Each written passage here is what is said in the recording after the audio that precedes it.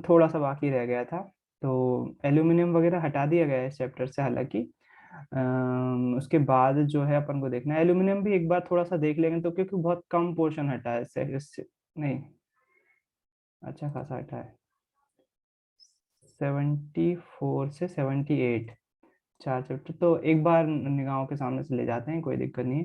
अच्छा देख चुके थे, 6 टन बॉक्साइट जो है, 2 टन एल्यूमिनियम और 1 टन एल्यूमिनियम। 4 से 6 टन बॉक्साइट से 1 टन एल्यूमिनियम बस बनता है।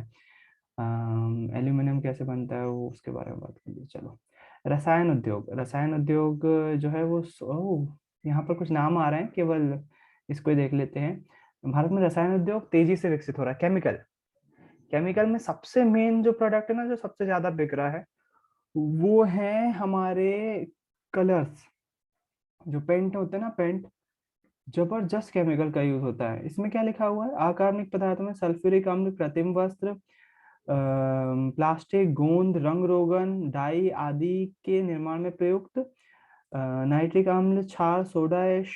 अब ये सोडा ऐश क्या होती है, उस पर भी बात कर लेते हैं। कांच, साबुन, सोदा, कप मार्जा, कागज में प्रयुक्त होने वाले रसायन तथा कास्टिक सोडा शामिल है। इन उद्योगों का देश में विस्तृत फैलाव है। क्या आप बता सकते हैं ऐसा क्यों है? जाहिर सी बात है, बहुत ज्यादा मात्रा में यूज हो रहा है, बहुत अति। कार्बनिक रसायनों में पेट्रो रसायन शामिल है जो कृत्रिम वस्त्र, सोडा ऐश जो बोला जाता है वो केमिकल को बोला जाता है, और उसका केमिकल का नाम है, सोडियम कार्बोनेट। सोडियम कार्बोनेट है ना, सोडियम कार्बोनेट को सोडा ऐश भी बोलते हैं। सोडियम बाइकार्बोनेट आपने सुन रखा होगा, खाने का सोडा होता है, बस उसमें NaHCO3 हो जाता है वो।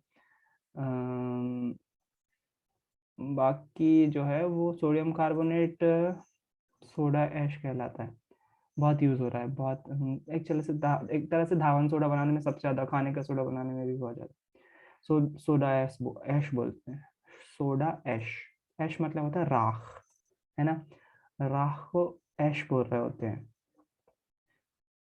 इसके बाद है कार्बनिक रसायनों में पेट्रो रसायन शामिल हैं जो कृत्रिम वस्त्र, कृत्रिम रबर, प्लास्टिक, रंजक पदार्थ, दवाइयां, औषध रसायनों के बारे में प्रयोग किए जाते हैं। तो आप लोगों ने बचपन में आप लोगों ने भी सुना होगा, क्योंकि नॉर्मली सभी सुनते हैं। वो पेंसिल की छेलन से जो है वो रबर बन जाती है, दूध में गला के रखते हैं, उसमें ठोकाना ठिकाना, हो सकता है आप लोगों ने भी किया हो। लेकिन वो उल्लू बनाते हैं, रबर इस तरह से नहीं बनती है। रबर जो है वो केमिकल्स के माध्यम से ही बना सकते हैं, और नॉर्मली रबर जो है वो प्राकृतिक रूप से पेड़ों से निकाली जाती है। तो वो है, वो उद्योग हैं अपने यहाँ अच्छे खासी मात्रा में। हट गया है तो ज्यादा डीप में नहीं पड़ रहे हैं। उर्वरक उद्योग, डीएपी बहुत ज्यादा कॉमनली यूज होती है अभी भी। अगर कोई यहाँ पर कृषि से जुड़ा हुआ होगा तो डीएपी और यूरिया बहुत ज्यादा मात्रा में यूज कर रहे होते हैं किसान, बहुत अति मात्रा में। यहाँ तक कि कई बार पेपर में, मैं तो नहीं हूँ कृषि से जुड़ा हुआ, लेकिन पेपर में कई बार न्यूज आती है कि डीएपी की किल्लत, डीएपी की किल्लत, मार्केट में डीएपी की किल्लत। और यूरिया, कई बार यूरिया की बात है कि यूरिया की खपत जो है ज्यादा हो गई, यूरिया की किल्लत हो रही है मार्केट में, किसान लाइनों में लगे हुए हैं, मार काट पड़ जाती है ताकि सस्ता यूरिया, ऐसा नहीं कि मार्केट में नहीं है अवेलेबल, लेकिन सरकार उपलब्ध करवाती है तो वो सस्ता रहता है। कई बार तो मार्केट में भी कम हो जाता है यूरिया। कई लोग कालाबाजारी भी करते हैं, तो वो स्टोर करके रख लेते हैं। हरित क्रांति के पश्चात, हरित क्रांति, भैया, हाँ। ये यूरिया वही वाला यूरिया होता है जो आपने एक बार वो इंसान ने बनाया था, यूरिया हाँ, यूरिया कृत्रिम जो रूप हाँ, से। कृत्रिम यूरिया सबसे पहला का कार्बनिक पदार्थ था जो लैब में बनाया गया। पहले समझा जाता था कि कार्बनिक पदार्थ जो है वो उसमें नहीं बना सकते, लैब में नहीं बनाए जा सकते। लेकिन एक साइंटिस्ट ने जो है वो यूरिया बनाकर इसको खत्म कर दिया था। यूरिया इस तरह से दाने के फॉर्म में दिखता है। यदि आप देखेंगे तो यूरिया खाद है ये ना, यूरिया जो है खाद के रूप में यूज होता है, और व्हाइट कलर के दाने जैसा दिखता है। जैसे साबुदाने होते हैं ना, वैसे ही। कई बार तो थोड़ा सा गड़बड़ गड़बड़ भी हो सकता है, साबुदाने बस घुलेंगे नहीं, ये घुल जाता है यूरिया। इस तरह का होता है दाने के रूप में यूरिया। तो ये बहुत ज्यादा, इसका फॉर्मूला ये है NH2 सी डबल बॉन्ड O। तो यहाँ पर आपको एक वाला जैसा जैसा C double bond O ketone समूह में होता है ना, वैसा दिखेगा। यहाँ NH2 को एमीन बोलते हैं, तो एमीन के रूप में ये वाला समूह यहाँ पर दिखेगा आपको, है ना। तो ये यूरिया होता है, व्हाइट कलर का होता है। फॉर्चुनेटली और अनफॉर्चुनेटली हमारी बॉडी में भी बन रहा होता है सेम, लेकिन हमारी बॉडी में जो यूरिया बनता है वो प्रकृति बना रही है, मानव निर्मित है, और हम लैब में ही बना सकते हैं वही चीज। तो ये चीज है ना। तो डीएपी और अमोनियम भैया एक और क्वेश्चन था, हाँ मतलब प्राकृतिक रूप से भी तो कहीं होता होगा यूरिया, कहाँ से हाँ मिलता है? वही मैंने बोला ना, मानव निर्मित, मानव की बॉडी में बनता है यूरिया, नाइट्रोजनी क्षार पदार्थ के रूप में निकाला जाता है, नाइट्रोजनी खेती वर्ज्य के पदार्थ। लिए? खेती के लिए लैब में बनाया जा रहा है, लैब में प्राकृतिक रूप से नहीं उग रहा है यूरिया, उसको लैब में बनाना पड़ रहा है। तो यूरिया जो है वो लैब में तैयार किया जाता है। बाकी और कहाँ पाया जाता है ऐसा मेजरली कहीं नहीं है। हाँ छोटे मोटे कहीं हो सकता हो, किसी एनिमल में पाया जाता हो या किसी पौधे की जड़ों में पाया जा रहा हो यूरिया। ऐसा रियल में नहीं है कि यूरिया को उगाया जा सकता है, ऐसा नहीं है कि बहुत ज्यादा मात्रा में मिल रहा होगा। बहुत ज्यादा मात्रा में जो है वो यूरिन में ही मिल सकता है अगर नेचुरली फॉर्म हो रहा है तो। और लैब में बनाया जाता है। जो ये वाला यूरिया है, जो व्हाइट कलर के दाने देख रहे हो आप, वो लैब में, उसमें जो फैक्ट्री होती है ना, फैक्ट्री उद्योग है, उद्योग में बनाए जाते हैं, वही खेतों में यूज भी हो रहा होता है। तो ये अमोनियम फॉस्फेट और मिश्रित उर्वरक, जिनमें तीन मुख्य पोषक उर्वरक नाइट्रोजन, फास्फोरस, पोटाश शामिल हैं, कि उत्पादन क्षेत्रों के इर्द गिर्द केंद्रित हैं। अर्थात पोटाश पूर्णतः आयात किया जाता है, क्योंकि हमारे देश में वाणिज्यिक रूप से किसी न या किसी भी रूप से प्रयोग करने वाला पोटाश या पोटेशियम यौगिक का भंडार नहीं है, भारत में नहीं है। उसके बाद आता है सीमेंट उद्योग। तो सीमेंट उद्योग आपको सभी को पता है, सीमेंट हर जगह यूज हो रहा है, घर, कारखाने, पुल पुल सड़कें, हवाई अड्डे, सब जगह जो है। इसका, इस उद्योग से भारी एवं स्थूल कच्चे माल जैसे चूना पत्थर, सिलिका और जिप्सम की आवश्यकता होती है। इसको बनाने के लिए हमें चूना पत्थर चाहिए, सिलिका चाहिए और जिप्सम चाहिए। जिप्सम ये वही है जो जिप्सम पीओपी में यूज हो रहा होता है, सीमेंट में भी यूज होता है। सीमेंट में जिप्सम क्यों यूज हो रहा होता है? सीमेंट में जिप्सम इसको जल्दी जमाने के काम करता है। अगर आप देखोगे सीमेंट जो छत डलती है वो एक दिन में जो है वो कड़क हो जाती है, आप उस पर पैर रख सकते हो, वो गलेगी नहीं आसानी से, है ना। वो जमने, जो ठोस बनाने का काम कर रहा होता है ना सीमेंट में, वो जिप्सम ही कर रहा होता है। अगर जिप्सम नहीं होगा तो सीमेंट डला रहेगा और महीनों लग जाएंगे छत सूखने में, केवल सूखने में ही। मतलब आप चढ़ नहीं सकते, रखोगे पैर तो गीली रहेगी छत। नहीं तो नॉर्मली हम क्या करते हैं, अगले दिन से तराई शुरू कर देते हैं। पूरी तो फिर भी नहीं सूख पाती है वो एक दिन में, केवल ऊपरी सतह फिर भी सूख जाती है। तो वो सूखने का रीजन क्या है? जिप्सम ही है। नॉर्मली एक हफ्ता तो बहुत ज्यादा हो जाता है, लेकिन 2 से 3 दिन में पूरी छत जितनी मोटी रहती है वो सूख जाती है। फिर उसके बाद उसकी तराई कर रहे होते हैं। तराई का भी एक रीजन है, कई बात करेंगे उसके बाद। इस उद्योग की इकाई गुजरात में लगाई है, क्योंकि यहाँ से खाड़ी देशों के बाजार की उपलब्धता है। भारत में ये उद्योग किन राज्यों में स्थित है, उनके नाम बताइए। इन्होंने आपको बताना चाहिए था मैप में, यहाँ पर कहाँ कहाँ है। पहला सीमेंट उद्योग 1904 में चेन्नई में लगाया गया था। तो ऑब्जेक्टिव अब नहीं आ सकता क्योंकि हट गया है। तो फिर उसके बाद मोटर गाड़ी उद्योग, यानी कि वाहन जो बनाए जा रहे हैं। सूचना एवं इलेक्ट्रॉनिक उद्योग, इलेक्ट्रॉनिक उद्योग के अंतर्गत आने वाले ट्रांजिस्टर से लेकर television, telephone, cellular, telecom, telephone exchange, radar, computer, दूरसंचार उद्योग के लिए उपयोगी अन्य उपकरण तक बनाए जाते हैं। कौन सी फैक्ट्री लगी हुई है यहाँ पर? HCL, रूपनगर में केबल निर्माण, पश्चिम बंगाल। तो HCL कंपनी का नाम है HCL। वो क्या बना रही है? केबल बना रही है। काय की केबल बना रही है वो क्लियर नहीं करा हुआ। केबल अलग अलग टाइप की होती है, बिजली की केबल भी होती है, टेलीफोन की केबल अलग होती है। अभी सीसीटीवी के लिए अलग केबल यूज होती है, जो आपकी डिस्क की केबल होती है वो अलग होती है। तो सभी केबल्स अलग अलग है, सबका यूज अलग अलग है ना। ऑप्टिकल फाइबर अलग होती है, वो और खतरनाक तरीके से बनाई जाती होगी या महंगी पड़ती होगी, महंगी पड़ती तो है ही, जाहिर सी बात है। तो वो सब केबल अलग अलग रूप में बनाई जाती है। उसके बाद ये वाला पोर्शन हटा नहीं है, ये वाला यहाँ जस के तस है। तो वायु प्रदूषण क्यों होता है आपको पता है ना। यहाँ क्या लिखा हुआ है? यहाँ लिखा हुआ अधिक अनुपात में अनचाही गैसें उपस्थित, जैसे sulphur dioxide, carbon monoxide. Sulphur dioxide अभी समझते हो, SO2 फॉर्मूला होता है, SO2। और कार्बन मोनोऑक्साइड, कार्बन डाइऑक्साइड का तो CO2 होता है, और कार्बन मोनोऑक्साइड का CO होता है, आप सभी को पता है इस चीज को। वायु में निलंबित कण हुआ पदार्थ में ठोस, द्रव्य दोनों ही प्रकार के कण होते हैं, जैसे धूलि, स्प्रे, कुहासा तथा धुआं। ये सभी कण होते हैं ठोस और द्रव्य। स्प्रे क्यों लिखा हुआ है? स्प्रे कौन से कण होते हैं? स्प्रे करना तो समझते हो ना आप, स्प्रे में जो कण निकलते हैं वो थोड़ी देर में गायब भी हो जाते हैं। रसायन व कागज उद्योग, ईंट के भट्टे, तेल शोध शालाएं, प्रगलन उद्योग, जीवाश्म ईंधन दहन तथा छोटे बड़े कारखाने प्रदूषण के नियमों का उल्लंघन करते हुए धुआं निष्कासित करते हैं। जहरीली गैसों का रिसाव बहुत भयानक दूरगामी प्रभाव वाला हो सकता है।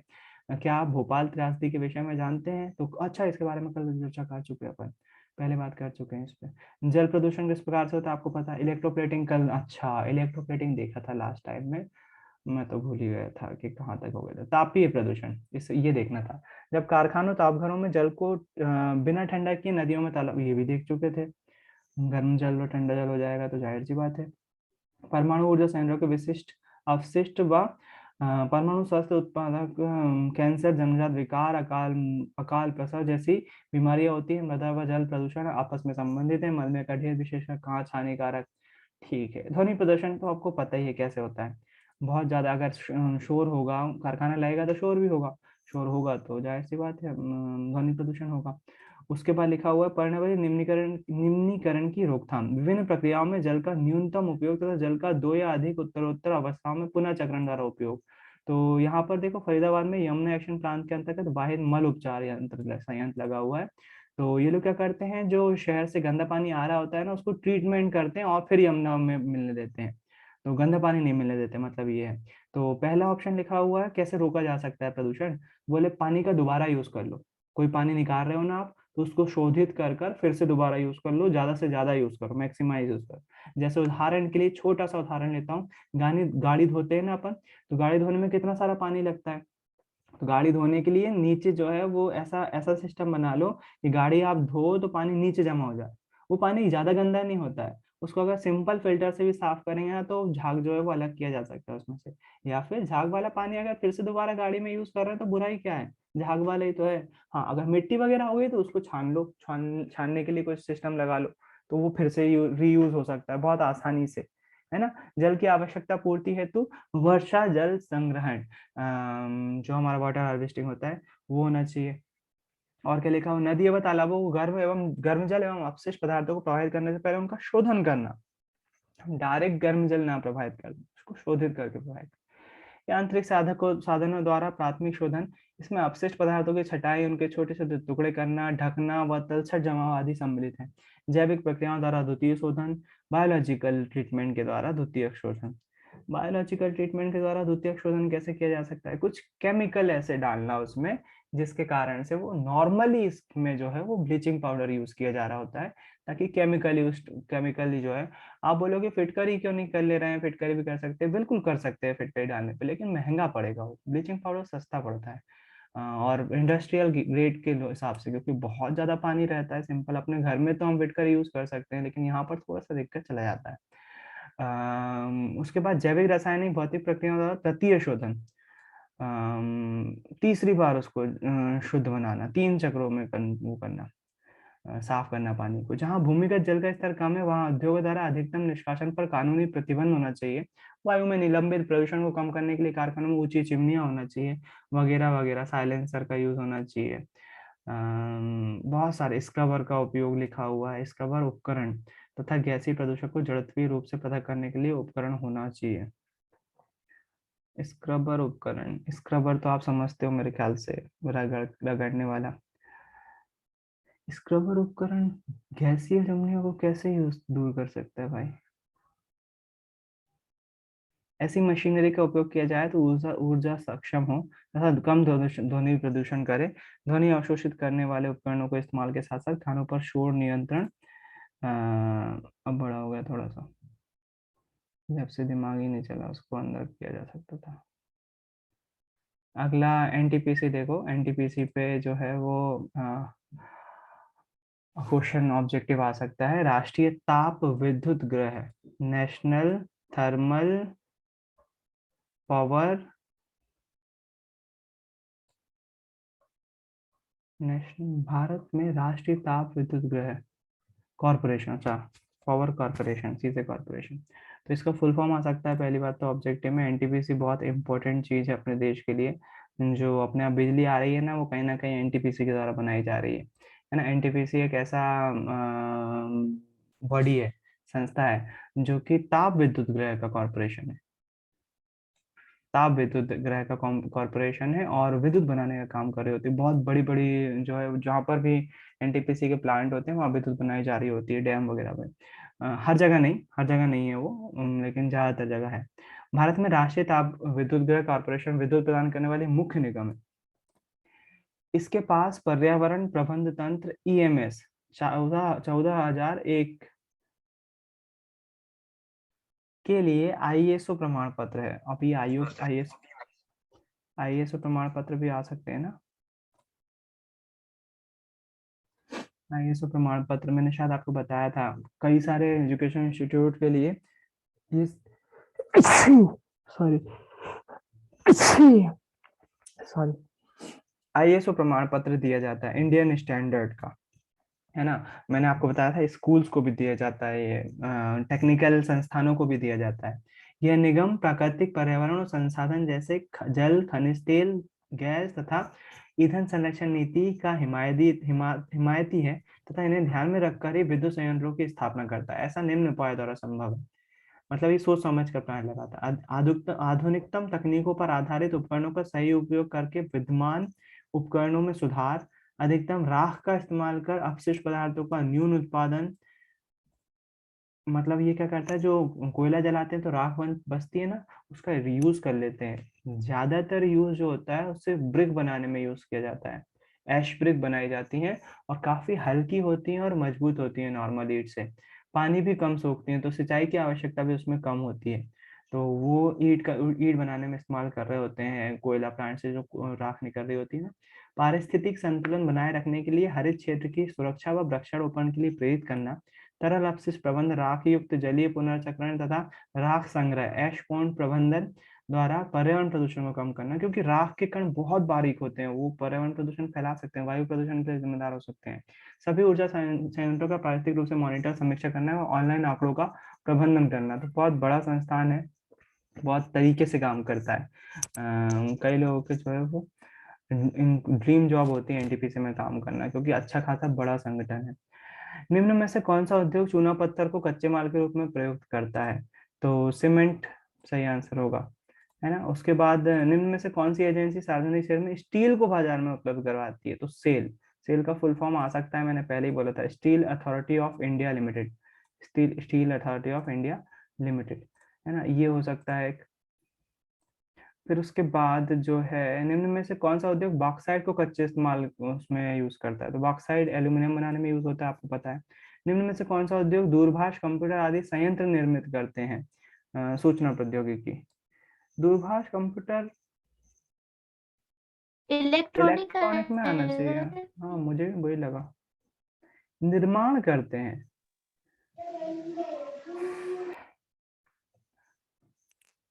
भैया, हाँ, सूचना प्रौद्योगिकी ही है, बुक में है ना लिखा, पेज नंबर 78 पे।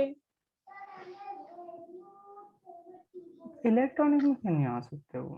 नहीं, सूचना प्रौद्योगिकी तो मैंने ही बोला, लेकिन इलेक्ट्रॉनिक में भी तो आ सकते हैं, वो क्यों नहीं आ सकते हैं? 78 कहाँ गए रे, नीचे चले गए। 78 वाला हट गया, हालांकि आएगा नहीं।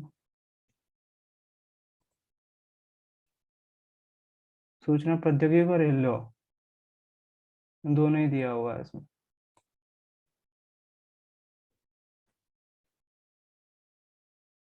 इलेक्ट्रॉनिक उद्योग के अंतर्गत आने वाले उद्योग में ट्रांजिस्टर, कंप्यूटर, दूरसंचार उद्योग अनेक ही उपकरण तक बनाए जाते हैं।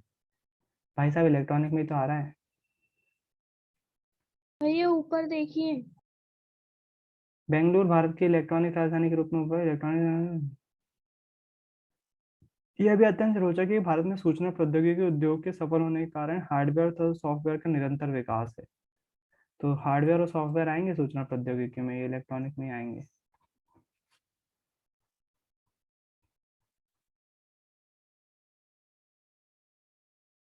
उसके बाद निम्नलिखित प्रश्नों का उत्तर 30 शब्दों में दीजिए। विनिर्माण क्या है? मैन्युफैक्चरिंग क्या है? यहाँ पर कच्चा माल लिया जाता है, पक्के माल में तब्दील किया जाता है। शॉर्ट में बता रहा हूँ, ऐसा मत लिख के जाना। बड़े बड़े मोटी इमेज दिखा रहा हूँ क्या, बड़ी पिक्चर दिखा रहा हूँ। उद्योगों की अवस्थिति को प्रभावित करने वाले 3 भौतिक कारक बताइए। उद्योग पर प्रभावित किससे होते हैं? कच्चा माल सही पे नहीं मिलना, बहुत सारे कारण हो सकते हैं। भौतिक कारक बताइए। भौतिक कारक, पहली बात तो आयात ज्यादा करना, अगर यहाँ है ही नहीं कच्चा माल तो परेशानी होगी। दूसरा कारण, भौतिक कारक और क्या हो सकते हैं इसमें? अवस्थिति को प्रभावित करने वाले 3 कारक, ऐसे रीजन जो कि उद्योगों को प्रभावित करते हैं भौतिक रूप से। मानवीय कारण में तो बहुत सारे हो जाएंगे। मानवीय कारण में सड़कें ना होना, उचित उस पे वो नहीं मिलना, मजदूर ना मिलना, और भी रीजन हो सकते हैं। कोई बता सकते हैं भौतिक कौन से कारण हो सकते हैं? एक मैं बता रहा हूँ, कच्चे माल का भैया आसानी से ना मिलना। शक्ति के साधन। शक्ति के साधन। भैया हम्म। हाँ भी मतलब जैसे वो स्थापित होते हैं ना वो दो, वो और उपयुक्त जलवायु। उपयुक्त जलवायु, ये सही पॉइंट है, बिल्कुल सही पॉइंट पकड़ा है। और कोई हो सकता है क्या? सोचो थोड़ा सा।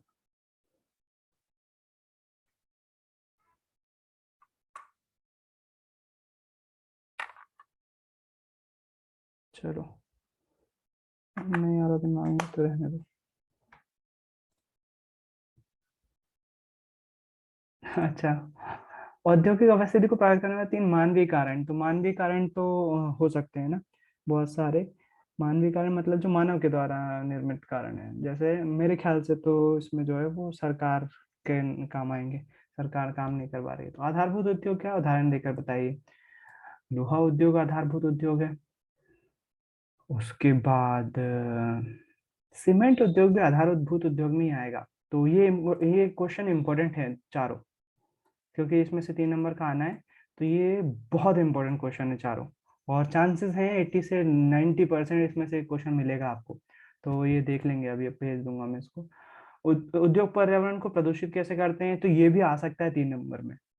अभी जस्ट देखा आपने कैसे कैसे वायु प्रदूषण, जल प्रदूषण और मृदा प्रदूषण कर सकते हैं वो, ध्वनि प्रदूषण कर सकते हैं वो, है ना। कौन कौन से काम किए गए हैं प्रदूषण कम करने के लिए, तो ये भी कोई उसमें वो नहीं है।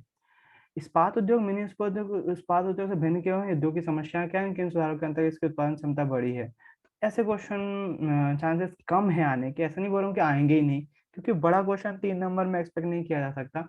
हाँ, इसमें से एक आ सकता है कि इस्पात उद्योग कौन कौन से सुधार किए गए जिसके कारण से इनकी उत्पादन क्षमता बढ़ी है। ये आ सकता है केवल लिखने के।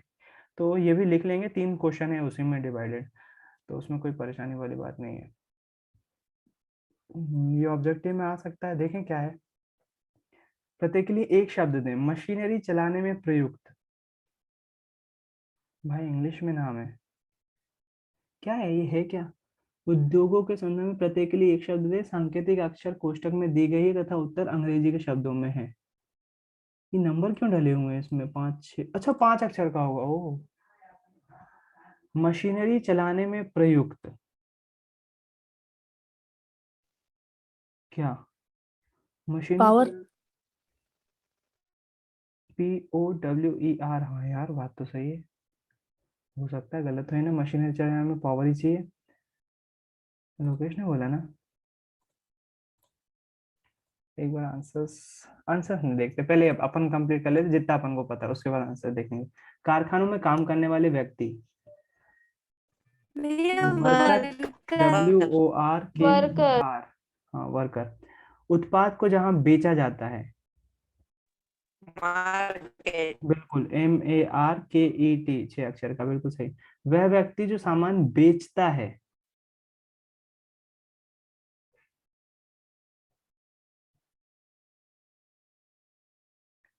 वह व्यक्ति जो सामान बेचता है, सेलर होना चाहिए था, रीसेलर हो सकता है क्या?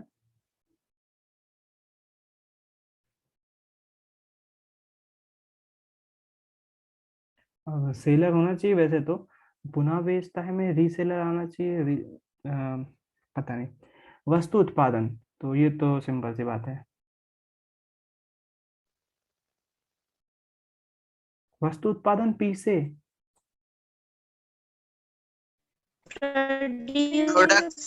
प्रोडक्शन। प्रोडक्शन, PRODUC, लेकिन ये 7 अक्षर में ज्यादा हो जाएगा। प्रोडक्शन, भैया प्रोडक्ट होगा ना। वस्तु उत्पादन, PRODUCT, प्रोडक्ट। प्रोडक्ट तो उत्पाद से बोलते हैं। प्रोडक्ट वस्तु हो जाएगी, प्रोडक्ट, हाँ उत्पाद हो जाएगा। Produce. Produce, PRODUCE, produce, produce करना, उत्पादन। चलो देखें, निर्माण या उत्पादन, मैन्युफैक्चरिंग। वस्तु, जल तथा वायु अवनयन। भाई अवनयन मतलब हमें हिंदी में नहीं मालूम अवनयन क्या होता है। अवनयन मतलब क्या होता है यार?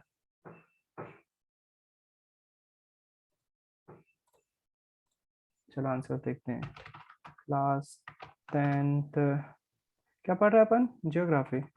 जियोग्राफी चैप्टर कौन सा है?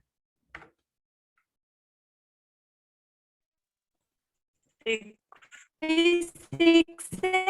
है।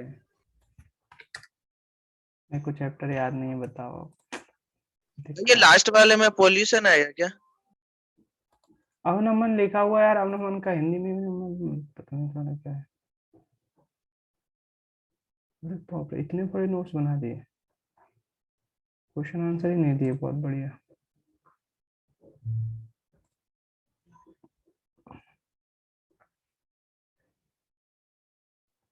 अरे यार नोट्स मतलब इन्हें नोट्स गलत समझ लिया।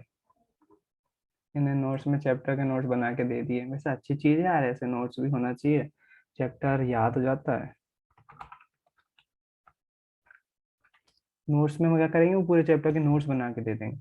उसके कारण से होगा क्या, पूरा चैप्टर आ जाएगा एक बार में, फटाफट फटाफट फटाफट।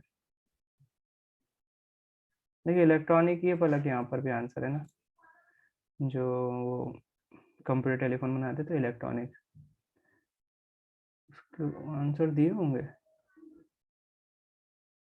अरे लो, इनने आंसर ही नहीं दिया उसके।